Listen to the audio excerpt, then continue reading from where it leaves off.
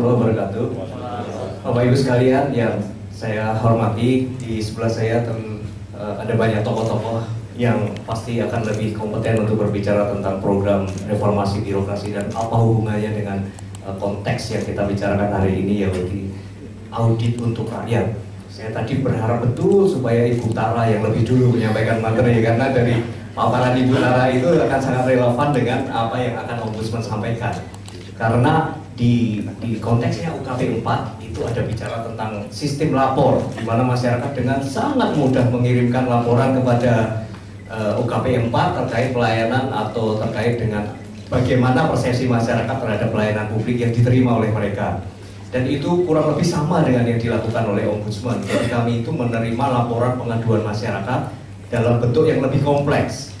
Kalau ke lapor, masyarakat bisa mengadukan pelayanan publik hanya dalam bersifat SMS, Rp150 sudah bisa melapor. Tapi ke Ombudsman sedikit lebih rumit, karena membutuhkan identitas, membutuhkan kronologis, membutuhkan beberapa cara yang bisa dilakukan. Jadi agak sedikit rumit. Tetapi Bapak Ibu sekalian, sebelum saya masuk ke dalam materi saya mohon izin untuk memperkenalkan teman saya. Kebetulan Ombudsman Republik Indonesia berdasarkan Undang-Undang 37 itu diamanatkan untuk membangun kantor-kantor perwakilan Ombudsman di seluruh provinsi setidaknya di Indonesia. Nah, pada hari ini sudah hadir di ruangan ada Mas Agus Priyadi. Mas Agus, tolong berdiri sebentar Mas Agus, supaya teman-teman yang lain tahu. Ini Mas Agus, Kepala Kantor Perwakilan Ombudsman Republik Indonesia. Silakan Mas Agus. Jadi kalau teman-teman perlu data, perlu sesuatu apa aktivitas Ombudsman di Republik Kalimantan Barat ini, di Provinsi Kalimantan Barat ini, bisa langsung ke beliau.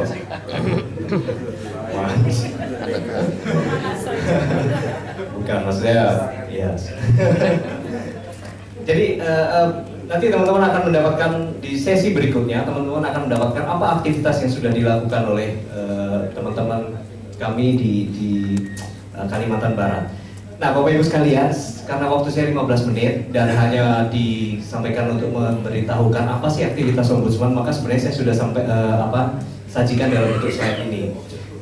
Prinsipnya kami akan mencoba memaparkan bagaimana kira-kira proses-proses audit yang dilakukan oleh Ombudsman. Beda sekali dengan proses audit yang dilakukan oleh rekan kami di BPK, di BPKP atau di internal inspektorat. Ombudsman itu prosesnya adalah memberikan ruang kepada masyarakat untuk membantu mengaudit. Jadi kalau teman-teman membayangkan, proses-proses audit itu dilakukan oleh lembaga-lembaga yang ada di dalam pemerintahan. Tetapi sejak tahun 2008, Bapak Ibu sekalian, masyarakat itu boleh melakukan audit dengan mekanisme tertentu.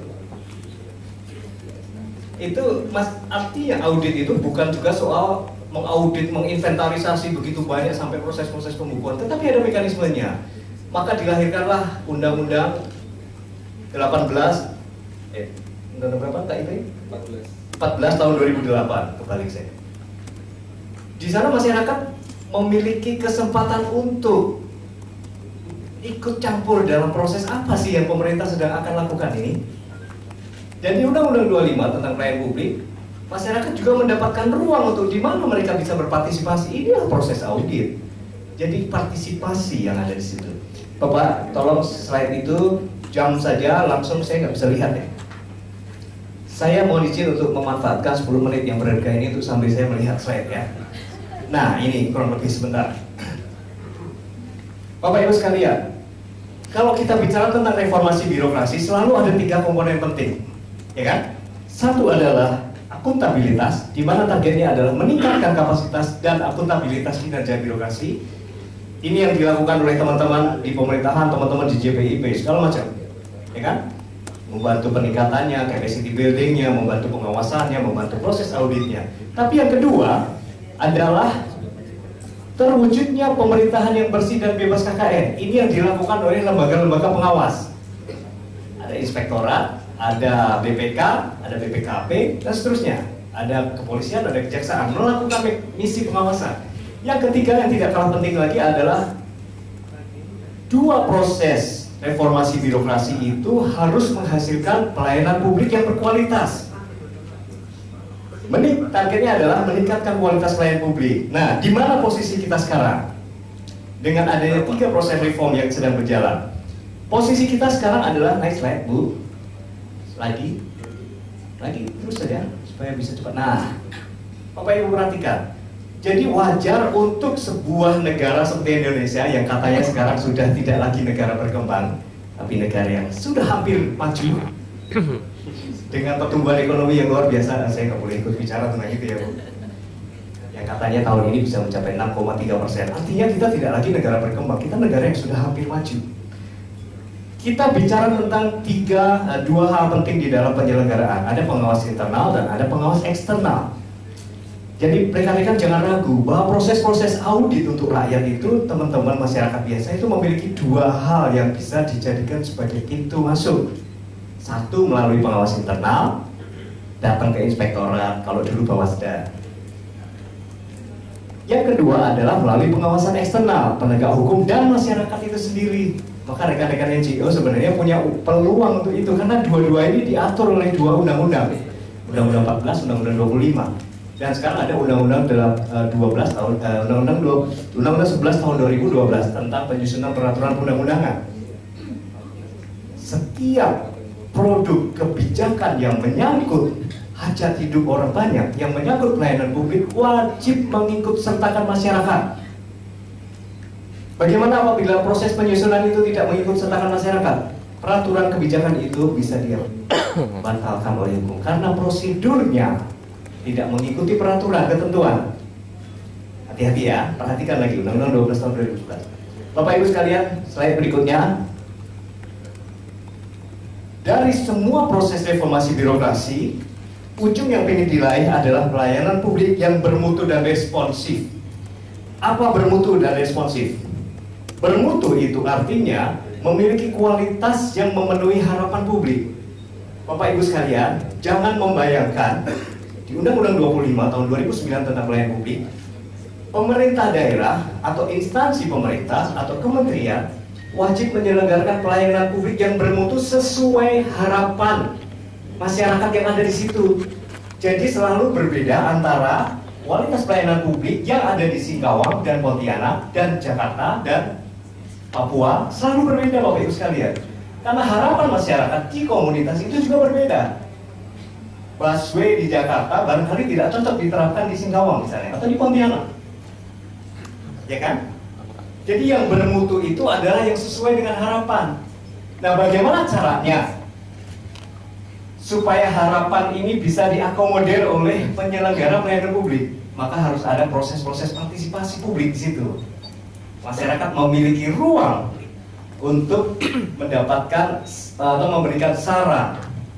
Ini loh harapan kami. Penyelesaian KTP kami tidak perlu 1 jam kok. 1 hari 2 hari nggak apa-apa kok. Jakarta butuh, oh kami mau 1 jam. Bayar berapapun nggak masalah kok. Beda. Jadi tidak selalu bisa kualitas pelayanan publik itu apple to apple antara daerah. Karena harapan masyarakat juga beda. Bapak Ibu sekalian, responsif artinya adalah memiliki kecepatan merespon kebutuhan perubahan-perubahan baik internal maupun eksternal. Ini yang dimaksudkan dengan bahwa beberapa kegiatan pelayanan publik itu harus cepat bisa merespon. Ada saja harapan yang selalu berbeda dari waktu ke waktu. Kemarin begitu, besok jangan lagi. Kalau bahasa Jawanya esok dele sore tempe, nah itu pelin-pelan. Tapi pelayanan publik yang dimasukkan di sini responsif itu adalah mengukur harapan yang kemungkinan potensi terdepan bisa dicapai. Slide berikutnya ini saya akan berbicara tentang contoh. Bagaimana melihat kualitas pelayanan publik yang buruk? Jangan berbicara tentang hanya identitas KTP, SIM atau apa, itu cukup hal yang sangat sederhana. Tapi lihatlah secara sistematik. Bapak Ibu perhatikan di Pontianak ini, di Kalimantan Barat ini, berapa banyak ruang kelas sekolah yang rusak, yang akan roboh, yang dibiarkan tidak diselenggarakan tidak dirawat oleh dengan baik. Itu kualitas pelayanan publik. Dan kalau itu tetap dibiarkan, kami akan tegur dinas pendidikan. Kalau dinas pendidikan tetap diam, kami akan tegur Pak Sekda. Kalau Pasigran tetap tidak bersikap, kami akan tunggu Pak Gubernur. Kami sudah lakukan itu di Bogor. 1.800 ruang kelas SDU, sebenarnya saya tidak boleh menyebutkan Bogor ya, tapi itu pemerintah daerah tetangga Jakarta lah. 1.800 ruang kelas di kabupaten tetangga itu rusak dan dibiarkan rusak lebih dari 12 tahun, Bapak Ibu sekalian. Siapa yang salah? Masyarakat juga salah, masyarakat diam saja sih. Orang tua murid juga salah, kok diam aja sih? Sekarang ada lembaga namanya Ombudsman untuk menampung laporan seperti itu. Setelah kami investigasi, wah, buru-buru Menko Kisra, Pak Menteri UKP 4, Pak Wapres datang ke sana. Oh iya benar, temuan Ombudsman 1.800 ruang sekolah dasar rusak. Di Jakarta kemarin, Sekolah Negeri 02 Kuitang, hanya kurang lebih 5 km dari Istana Negara roboh karena gedung impres di situ dibiarkan dalam kondisi yang hampir rusak. Jadi kualitas pelayanan publik tidak hanya individu-individu, tapi kepada sistem, kelompok, komunitas. Bapak Ibu sekalian, berikutnya, ini contoh yang lain tentang pelayanan kesehatan, proporsi akses kepada masyarakat yang sedikit terpinggirkan. Slide berikutnya, Mas, supaya cepat. Ini contoh di Jakarta, Bapak Ibu sekalian, betapa sarana transportasi umum seperti itu. Jangan sampai ini terjadi di Pontianak lah. Punya waktu panjang untuk menjadi kota metropolitan, tapi sistem transportasinya mesti segera diatur. Bapak Ibu sekalian, terkait dengan pelayanan publik yang bermutu dan responsif, ada dua sisi penting yang harus Bapak Ibu pahami. Pertama adalah masyarakat berhak tahu apa yang direncanakan oleh dan apa yang sedang dilakukan oleh pemerintah. Itu diatur dengan Undang-Undang 14 tahun 2008. Ya, masyarakat berhak tahu apa yang direncanakan dan apa yang sedang dilakukan. Kecuali 5 hal yang sudah dikecualikan, nanti Pak Mamundi akan menjelaskan lebih detail. Yang kedua, bahwa masyarakat memiliki hak untuk berperan serta dan atau memberikan laporan terhadap pemerintah atau pemerintah, dan pemerintah memiliki kewajiban untuk mengelola laporan tersebut. Ya, jadi masyarakat sekarang dalam proses audit itu, yang saya bayangkan peran serta masyarakat itu memiliki hak untuk melaporkan kinerjanya, kinerja pemerintah. Ini nggak benar nih di sini. Dan pemerintah punya kewajiban untuk mengelola laporan itu.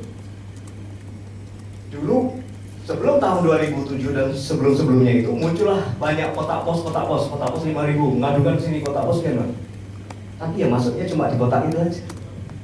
Sekarang untuk ada dilapor, wah ditindaklanjuti begitu. Kalau ada laporan tentang kinerja Ombudsman masuk ke UKP 4 pun kami ditegur oleh Utara. Nah, jadi ada mekanisme, ada sebuah sistem. Please lihat berikutnya. Saya mau teman-teman memperhatikan sedikit saja. Ini hanya 30 detik. Enable? Yes.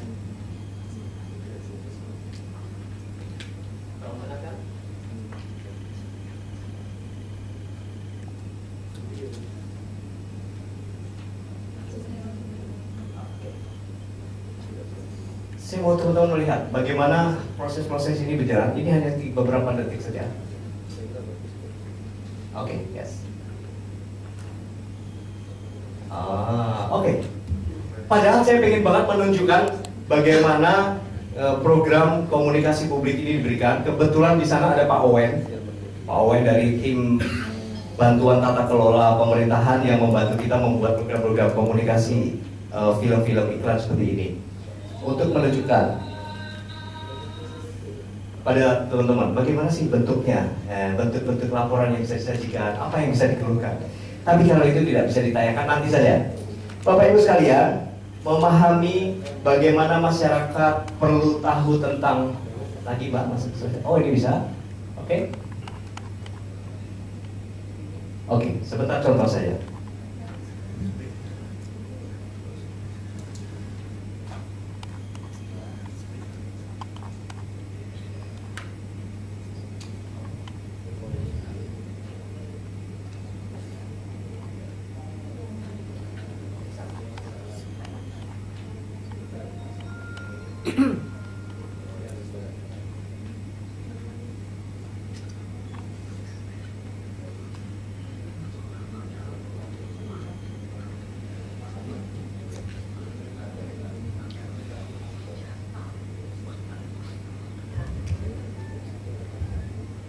Oke.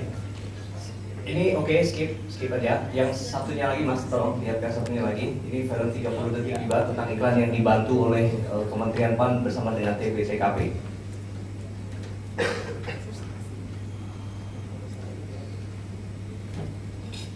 Yes. Open web.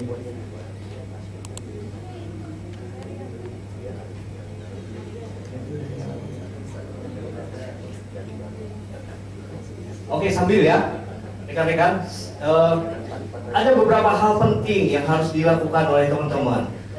Bentuk-bentuk apa yang rekan-rekan bisa perhatikan di dalam kualitas penyelenggaraan pelayanan publik. Karena ini proses partisipasi masyarakat, maka teman-teman harus tahu apa sih yang kita bisa masuk ke situ. Ini contoh kawan-kawan. Contoh iklan ini dibuat oleh Pak Owen di sana tuh. Coba volumenya. Nggak bisa masuk ya.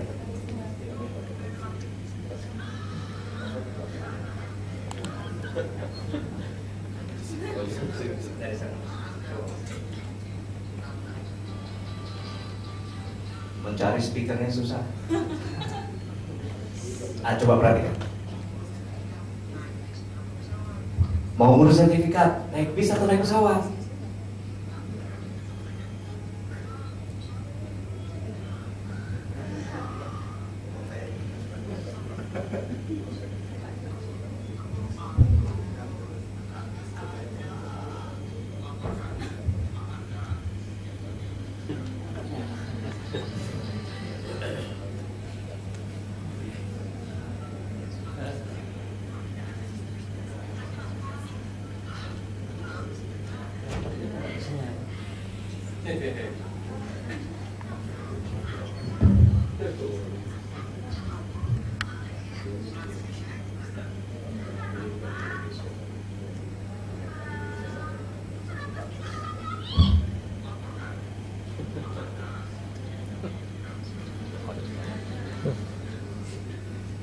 Oke, kita stop ini dulu. Stop aja. Masa ke bawah poin lagi. Nanti untuk filler ya. Nanti untuk filler setelah ini aja. Bapak Ibu sekalian, itu adalah komunikasi yang sederhana yang kami sampaikan bersama dengan Kementerian PAN, Ombudsman dan Kementerian PAN dibantu oleh TPTKP, Pak Owen di sana, untuk menyampaikan kepada masyarakat bahwa masyarakat sudah saatnya berperan serta dalam pembangunan Republik ini melalui cara melaporkan kepada instansi yang bersangkutan atau kepada ombudsman. Itu konteksnya. Jadi Bapak Ibu sekalian, sudah bukan saatnya lagi masyarakat yang diam pasrah. Now it's the time untuk masyarakat berpartisipasi dengan cara itu, memberikan laporan. Kalau masyarakat diam, teman-teman yang menerima pelayanan publik itu diam, artinya dari sudut pandang hukum, teman-teman sudah menerima bahwa pelayanan itu sudah baik adanya. Karena Bapak sudah, ya sudah seperti itu, sudah nerimo bahasa Jawanya. Nah Bapak Ibu sekalian, seperti apa bentuk-bentuk pelayanan publik yang dilaporkan kepada masyarakat? Next. Laporan ke Ombudsman menerima penundaan berlarut sebanyak 33%, penyalahgunaan wewenang 16,90%, penyimpangan prosedur 15%. Data tahun 2012. Tidak memberikan pelayanan 10%, permintaan uang barang dan jasa 7,51%. Maksudnya meminta pelayanan tapi diminta imbalan, yang seharusnya itu menjadi kewajiban penyelenggara pelayanan publik. Tidak kompeten dilaporkan juga kepada Ombudsman, artinya tidak bisa menyelesaikan apa yang dilaporkan itu. Itu adalah 6,27%. Bapak Ibu sekalian, saya hanya akan mencoba masuk ke dalam beberapa slide terakhir untuk Bapak Ibu supaya bisa memahami. Mundur lagi Pak. Mundur saya. Mundur aja. Oh, saya sekali. Mundur Pak. Itu wajib. No problem. Oke, stop. Nah ini, oke. Jadi ada kelompok 6 buah kelompok maladministrasi yang teman-teman masyarakat harus atau sebaiknya memperhatikan. Apa sih kurang lebih penyimpangan-penyimpangan yang terjadi. Ini kan kita bicara audit. Kalau kita sebagai auditor, masyarakat ini juga sebagai auditor, tidak mengetahui apa yang akan diaudit, maka teman-teman tidak akan tahu apa yang terjadi. Maka ada baiknya teman-teman mengetahui apa yang bisa dilakukan supaya teman-teman bisa mengauditnya dengan baik. Jadi ada 6 kelompok maladministrasi, yaitu penyimpangan yang biasa terjadi dalam proses-proses pelayanan publik. 6 kelompok itu nanti akan di dalam paper ini, saya mohon panitia bisa print dan dibagikan kepada teman-teman supaya bisa mendapatkan penjelasannya secara utuh. Tapi saya akan sampaikan secara singkat. Kelompok pertama dari jenis-jenis maladministrasi itu adalah 5. 1. Penundaan berlarut. Itu yang dilaporkan kepada Ombudsman yang jumlahnya paling besar, Pak. Bapak Ibu kalau misalnya dalam contoh praktis minta ke BPN, Pak ini tolong sertifikat saya kok belum selesai. Kepala kantor pertanahan atau petugas BPN di sana tidak bisa menyebutkan dengan tepat, oh 3 bulan lagi akan selesai, 1 tahun lagi akan selesai, 30 tahun lagi akan selesai. Tidak ada ketepatan soal waktu. Ini yang disebut dengan penundaan berlarut. Maka teman-teman akan berusaha merogoh kantongnya supaya Pak dipercepat toh. Inilah ya. Hal seperti ini yang paling banyak dilaporkan kepada Ombudsman. Yang kedua adalah tidak menangani laporan atau keluhan Bapak Ibu tadi, cuma disimpan di bawah meja. Pada saatnya Bapak Ibu datang lagi ke sana, Pak sudah selesai belum ini izin saya? Oh, yang mana ya? Oh itu ya, iya saya ingat, tapi dibawa Pak Lurah. Padahal dia lupa ditaruh di bawah meja. Tolong dikasih lagi lah saya suratnya. Nah, ini masyarakat diminta lagi membuat surat lagi, lampiran-lampiran lagi. Minggu depan lagi datang, oh ya masih di bawah Pak Camat. Tolong bikinkan lagi suratnya. Padahal ada di situ. Ini artinya tidak menangani. Kasihan masyarakat. Seperti tadi contoh iklan tadi sampai ada korban-korban yang dimunculkan di situ. Yang ketiga terakhir, melalaikan kewajiban. Ini adalah satu bentuk juga pelayanan publik yang sangat parah dilaporkan kepada Ombudsman. Melalaikan kewajiban itu artinya seperti ini nih.